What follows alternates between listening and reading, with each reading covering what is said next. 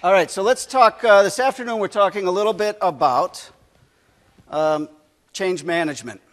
And change management for Pharos is something that we take particularly seriously. And part of it is, as Dale was highlighting, Pharos has a new brand, and as part of that, our brand journey, we went out and talked with a number of our clients, likely some folks in this room. And one of the things that we wanted to understand from all of you, enterprise customers, higher education customers, and some of our partners is what is it that you look to Pharos to help you with? Of what value are we to you? And the first answer that we got from everybody was, you help us save money. So that's number one. But the first thing the marketing folks will tell you is that's a pretty base kind of a value. At the end of the day, there's lots of ways to help save money, but lots of ways to save money. But really, when you get down to what are you trying to do, what's driving your organizations, and what is it that you're chartered to do? And we dug a little bit deeper. The thing that kept coming back was we're all trying to affect change inside of our organizations. We recognize that the world of printing is going to change. And we recognize that it's habitual inside of our organizations with people. It is one of the things that people do probably more than just about anything else during the normal working day. The average person, before you start trying to make printing changes, the average person prints about 7 to 8 times a day. It's not too many things you do 7 to 8 times a day in your working life. So at the end of the day, part of what we're about is helping become, as Dale says, more mindful, which is part of driving change and part of what all of us here in the room and part of the value that Pharos brings, or what you ask of us, is to help you drive change inside your organizations. When we found that out, we embarked on a bit of a path of discovery ourselves and said a couple things. One is we know that there's fairly rapid change in our business as it's growing, as the nature of technology shifts, that Pharos changes pretty rapidly. And the business that we're in is the business of helping others change. So we've invested very heavily in change and change management. And every single Pharos employee, I was just down in New Zealand last week, and we spent 2 days with some of our new staff in New Zealand. Every Pharos employee we bring in goes through about 4 days of change management training. So given that it's what part of the value that we deliver, and given that most people are in the business of change, whether we think of it that way or not, we thought it might make sense, and given that we're in the midst of obviously, well, with all of you here, talking about some significant changes that we see forthcoming in our platforms and our development environment and so forth, it's probably worth spending just a couple of minutes on it. So that's what we're here to talk about a little bit. So what is change management? First of all, everyone changes. Whether we understand the nature and the forces of those change and whether we change well is a different discussion. But we all change, and if we didn't, we wouldn't be here. Change is just a natural course of what we do. Another thing about change is we all tend to resist it. For whatever way, it seems that this is how we're wired. We like to, an object at rest likes to stay at rest until some force acts upon it. So even changes that we like, we tend to resist. Having said that, many of us are paid to produce change, what we were talking about before. And one of the things that we've learned about change is not an event. Change is a process. It can be initiated with an event. If you think about an obvious one, quite some time ago, I got married. That was an event. I had some preconceived notions as to what that was going to be like. But there was an event called a wedding and a marriage, and we moved in together, and then we found out what it was like, right? I mean, change is always a little bit different. It's a process.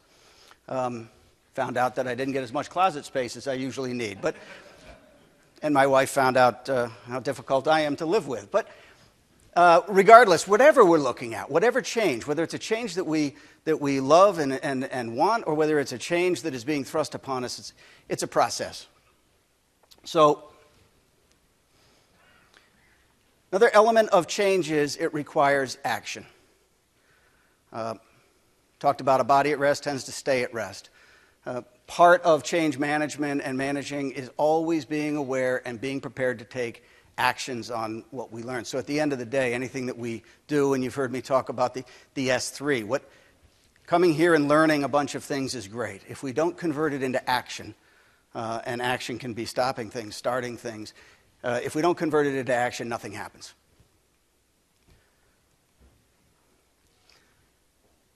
There are 3 distinct phases to change. At any given time, and it doesn't matter whether it's, again, a change we like or a change that we don't like, there are 3 phases that organizations and individuals go through. There's the stage of what was, there's the stage of what's going to be, and there's the stage of now, what is. And the process of change is one of, since we all resist change, we all tend to have a tendency to try to hold on to the way things were yesterday. We become attached to them. So the process of change is a continual process of learning how to let go of whatever attachments we had to how it used to work, while we grow our commitment and understanding of how we want it to work. So it's a continual letting go of the past while we embrace the future. But one thing we know about the present is there's 3 things going on in the present at any given time. There's endings. The endings are the way we used to do things. We were talking with Ivan last night and again this morning. Ivan's going through with his organization a whole secure release rollout, changing print manufacturers, printer speeds, as well as locking down access to all of the printers. There's a whole bunch of people who used to print a particular way, and now they're coming in and they're being told that's the way it used to be. That's ending. And it's ending because Ivan did it. Ivan went in and put in a new system with a new printer with all secured down to a secure card and said, here's how you're going to print. So an event initiated it, but you've got a whole bunch of people out there who are saying, the way we used to do things is ending. And they're holding on to it. They've remained committed to it. There's the voids. How are things really going to be? There's always unknowns when we do change. We don't like to have unknowns. It's part of the reason we hold on to yesterday is because we understand yesterday. It's familiar. It's comfortable for us. Even if we didn't like it, it's comfortable. Even if it wasn't working very well, it's still comfortable. It's familiar. As soon as we step into change, there are voids. How is printing going to be different? How much time am I going to spend waiting for these print jobs to come out? What if I don't have my badge? All unknowns that show up inside of change, voids, unknowns. How are things really going to be? You know, and one of the things that as a leader inside of Pharos that I sometimes get nailed with, we just went through a reorganization, trying to reorganize our company to better align us with the customer experience we're trying to give to different customers. So there's a reorganization. As soon as we announce it to the organization, it's kind of like Ivan putting his security badge reader on the printer. Things changed. Lots of times people expect, well, Kevin, I'm sure you know exactly how this is going to work since you're the one who's making the decision that we're going to reorganize and we're going to look a little bit differently next time. And absolutely not. There's a lot of voids. There's a lot of unknowns in this organization. And when people take a hold of that unknown and say, well, what the heck were you doing? You shouldn't have started if you didn't know. Then we don't move. But the reality is those voids are real. We're not going to know. I don't care how much time we spend trying to figure things out. We're going to figure things out as soon as we take that first step. Whatever plans we put in place, the plans don't survive the first day of battle, the first day with reality. That's the voids and the unknowns, and those are things that we have to begin to go and embrace. And then there's the beginnings, and those are the new things, the things we have to start. So at any given time, there is no change without endings. There is no change without having some things unknown. And there is no change that doesn't have us beginning new things.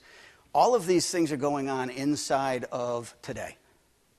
What was is yesterday, and each one of us, myself included, likes to hold on to it. There's tomorrow, which we don't quite understand. Some of us fear, but it doesn't happen without going through today. And today is about endings, unknowns, and new beginnings. During this period, as you can imagine, for every single human who goes through this, our comfort, our competence, our security, our safety, our value are threatened.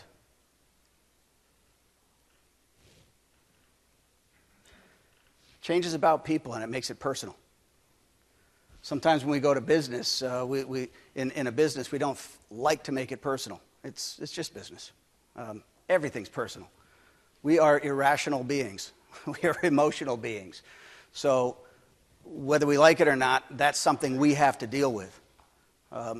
Computers aren't necessarily, but the people who use them are. So if we're looking at managing change and we're not prepared to manage those emotions that come through change, then we're not really managing that change. Just putting in place new systems, new programs, and not dealing with what's going to happen to our users is not managing change. Organizations like to deny the existence of it. It's uncomfortable when you go to work and you start saying, well, people are going to be angry, they're going to be upset, they're going to be happy, joyful. We all experience a full range of emotions when we're at work, but somehow it's okay to have them from 5 to 9, but not 9 to 5. The reality is we bring them into work. And oftentimes we, in business, like to deny that they're there. And when we do, it's to our own detriment. Because when we deny that people have no right to be angry, you shouldn't be angry, this is just business, this is not about you, right? As soon as we do that, we're setting back the whole process of change because people feel threatened, and we're emotional animals. You guys have had this experience, I'm sure. If you don't believe that this is real, try taking somebody's printer away. Over my dead body, are you going to take away my printer? Not going to happen. I can think of better ways to die and things to stake my life on, but these are not quotes that we've made up. These are quotes that we hear. You do not take away my personal printer. This organization doesn't understand people. Don't they value my time? You're going to make me stand in front of this printer and wait for those pages to come out, all 3 of them, at 40 pages per minute. So you obviously don't value humans. You value machines more than you value humans, and you're making me walk down the hall. Statements of anger, of frustration. Now, if you said, well, okay, we get it. We're going to take away the coffee machine so you don't have to walk down the hall or the restroom. No, people get up and walk down the hall. It's not what it's about. It's not about the printer. It's about me, my confidence, that change, the voids, the unknowns, my value. Here's another one we had. I remember talking with a woman at a university. She was in the IT department, and we were asking why they had just bought this new color, big color MFP, for the 5 of them sitting in the office. And she said, well, the dean has one, and the dean is doing everything in color, and I want to make sure that I look as close to the dean as I can when I'm doing my printing. So I said, okay, well, it's about emotion, it's about value. So change is emotional. And everything that we try to impact and everything that we learn with people when we're trying to implement change, we need to keep that in mind. So what can we do about it? Change is a process. We can focus on growing our commitment to change. Change is a process that is not linear. We've got a line up here that some of you may have seen, which is the developing commitment to change process. Those who have been through Darrell Connor training or other forms of change management may have seen this commitment graph. And what it highlights is that people take time to change. And that whole process of change is a process of developing commitment. That developing commitment usually starts down in the lower left at contact. Contact is the first time I hear about something. So Pharos comes in here, and in the very first morning, Paul Reddy gets up and says, some of the new features that are coming out for Uniprint are going to be delivered in the cloud. And you got half the people in the room saying, crap, what? I didn't know that. What's that mean for my current installation? We have all kinds of problems. We have everything else is moving to the cloud, and it takes a lot of time. And I've just invested in getting my system up and running, and it's running well. And now you're telling me that you're going to change some of your architecture going forward. Contact. Happens. First time you find out about something. Moving forward is about awareness. Okay, well, what does that mean? Well, here's what it means. Here's the kinds of features that we're talking about going into the cloud. Here's why we're looking at moving certain features into the cloud. It's about building awareness of the change so that we can begin to move into acceptance. And acceptance is about getting a positive perception of, yes, okay, this makes sense. I can see a world in which this might help me. And the positive perception comes from understanding and looking at, what are the good things that can happen out of this? How do I manage this this change in such a way as it might help me? Driving that positive perception is important. And we all kind of inherently know this. Right? If you're trying to introduce something to an organization, you want to give them good reasons why you're moving forward. Why? Because they're not actually going to do anything if they don't have a positive perception of it. Then you've got installation, and you've got the commitment phase, which is installation, adoption, institutionalization, and internalization. Installation is when we first start acting upon things. It's the first time we start trying something new, installing it in a lab. Let's install a lab. Let's play for a little bit. Let's try something out. Sometimes we installed it in the lab, and guess what? It didn't work the way I thought it was going to work, and I drop all the way back down to contact. This is not linear. We're constantly growing these stages of our commitment and our customers' commitment and our end users' commitment. Sometimes contact and installation are at the same time. Oftentimes that's a recipe for a slow change. And this was part of the conversation we were having with Ivan. It has nothing to do with Ivan because that's not his role. His role is part of the agent of change, is making sure the systems are up and running. But if the organization that is supposed to reach out to the end users doesn't reach out to them, manage contact, information, awareness, positive perception, these early stages of growing commitment, and what they do is they show up on Monday morning and Ivan has locked down their printer. They find a new printer that is locked down that they don't know how to use. It's installation. Guess what? The change has started. And contact simultaneously. And usually what you're finding is that you're going to be playing a long catch-up game of trying to create that positive perception to move forward. So it's not that change won't happen, it's just that change will be slow and potentially painful. So the process of managing this change is to recognize that. Be aware. Be aware of where you are on change. Because there's one way of looking at this, which is how do we manage the end users? There's the other side of this, which is change is personal. We're going through the same change as well. So understanding where we are, do I feel good about this change? If not, what do I need to do in order to feel good about this? How do I grow my commitment? What trials can I put in place? What can I learn about this system to start moving into installation and adoption? And what do I need to go learn? If I'm just at contact and I'm very unsure, what do I need to go learn about this in order to accelerate my contact? Aborted changes happen, and they happen pretty often. What's an aborted change? It's a change that doesn't go from one stage to the next. If I never get to positive perception, if I cannot see that this has some positive outcome for me or for my organization or for society in general, I'll fall off this graph. If I don't install, I don't take action. Okay, that's great. That's a great idea, Ivan. Now let's talk. We'll talk about it over a beer, and then we go away. We don't do anything. It was a great idea. We didn't move into installation. That's an aborted change. Never moved forward. So the aspect of making change is always moving up this level of commitment, understanding where others are on their level of commitment, and taking action to move forward from stage to stage. Recognizing that sometimes we're going to drop way back, and then we're going to have to grow it back up. One other thing I want to touch on, and these are, this is not our 4-day training. It's a quick synopsis, but it's a few things in areas in which we, in particular, see breakdowns. Growth on the commitment graph, failure to recognize that change is emotional, and we need to honor and recognize that emotion and anger in people and give them time to process. And the other is that we're missing critical roles in the change process. There are three critical roles in any change: the sponsor, the agent, and the target. The sponsor is the one who is responsible for ensuring that change is going to occur and has support in the organization. It is credible. The agent are the people who actually take the actions to make the change happen. The targets are the ones who have to change.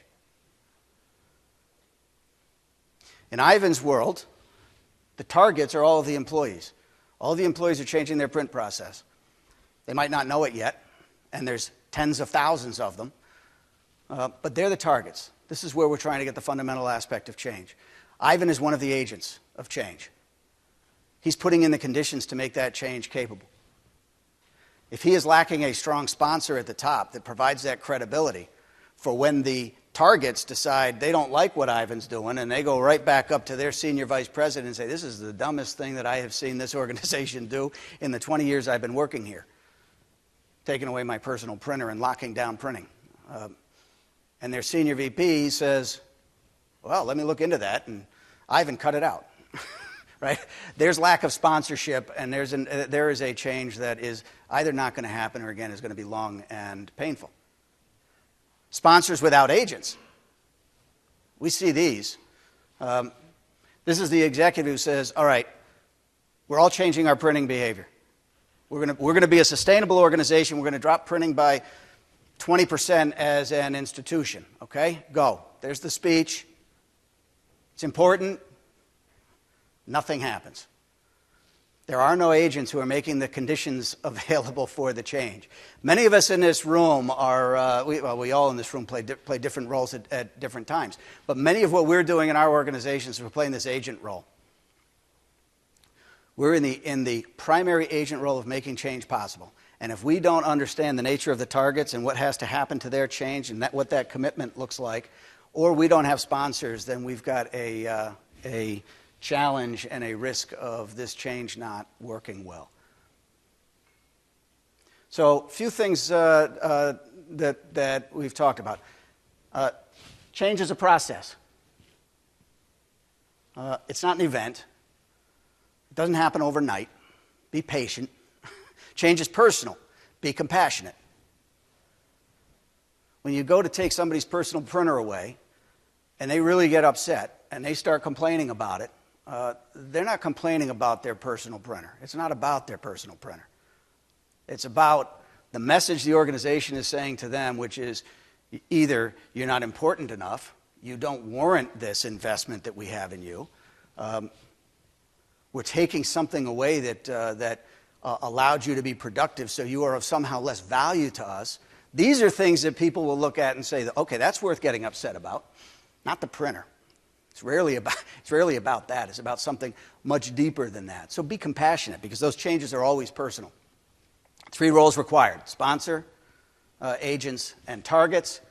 And all changes bring losses, endings, and new beginnings. And they all come with unknowns.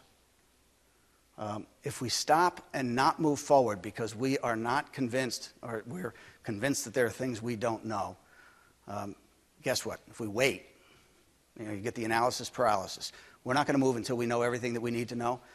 You don't move forward quickly enough. So, all changes bring losses, unknowns, and new beginnings. What can we do? Number 1 is grow awareness. And most importantly, grow awareness in yourself. Grow awareness that we are all undergoing change. And as soon as we hit it, just some understanding of, okay, something's changing. Usually if I find myself walking around the office angry about something, it's because something's changing. And I got to look at it and say, something's changing, and I'm not sure I like that change. I'm not comfortable with that change. So I'm driving some emotion. Sitting back to say, what's changing? And where's my commitment to it? What do I need to do in order to make this positive? What things do I not know that I need to know in order to make this move forward? Starts personal, starts with personal awareness. Ensure all of these roles exist inside of your organization. Recognize the patterns in others. In particular, be compassionate about the targets, the people who are being asked to change, who in many cases didn't ask for it. So recognizing and being compassionate and recognizing it's a process for them and helping them to grow their commitment and their understanding is key. Find successes and celebrate is all about positive perception and growing that positive perception in yourself and in others. You need to find those moments of success and celebrate and educate and grow the awareness up and down the organization, because change is hard. And if all we focus on is how much more of the hill we have to climb, and we don't take that time to step back, look back behind us and see how much we've already climbed, then people can become disillusioned, and you get into that point of falling off that commitment graph. So finding the small successes and celebrating are all keys. Earlier in the conference, I started off by saying here's the S3, things to stop doing, start doing, or stay doing. And that becomes a very handy little tool. It comes out of change management. It comes out of being aware of what was, where are we now, and where is it that we're going. And how do we identify those things that are ending, those things that are important that we hold on to and continue to stay attached, and those things that we need to start doing. So Pharos is a solutions and services provider. At the end of the day, we're also about change. And we recognize that we're on the journey with you guys. And in some cases, very literally. It's our people sitting on site at customer sites, helping to manage organizations through significant change. It is never easy. It's not something that gets perfected. But it is something that if we don't think about it as a process and something that we should focus on and grow our own ability to manage, we'll continue to be stuck in that emotional state of, all right, I'm not exactly sure where to go and I'm holding on to yesterday. So for any of you who are interested in looking at changes that you're going through inside of your organizations or ways in which we can help, you saw a little bit with the work that Dale was doing on sustainability, providing things like posters, reasons for change, reasons why tomorrow is going to be better than today, and how do we educate and drive positive perception. We're here and happy to help in those ways, equally with delivering and providing technology that can help you as your role of agents. So that's a quick synopsis, collapsing about 4 days worth of training into a few tools that we thought might be helpful to share with all of you.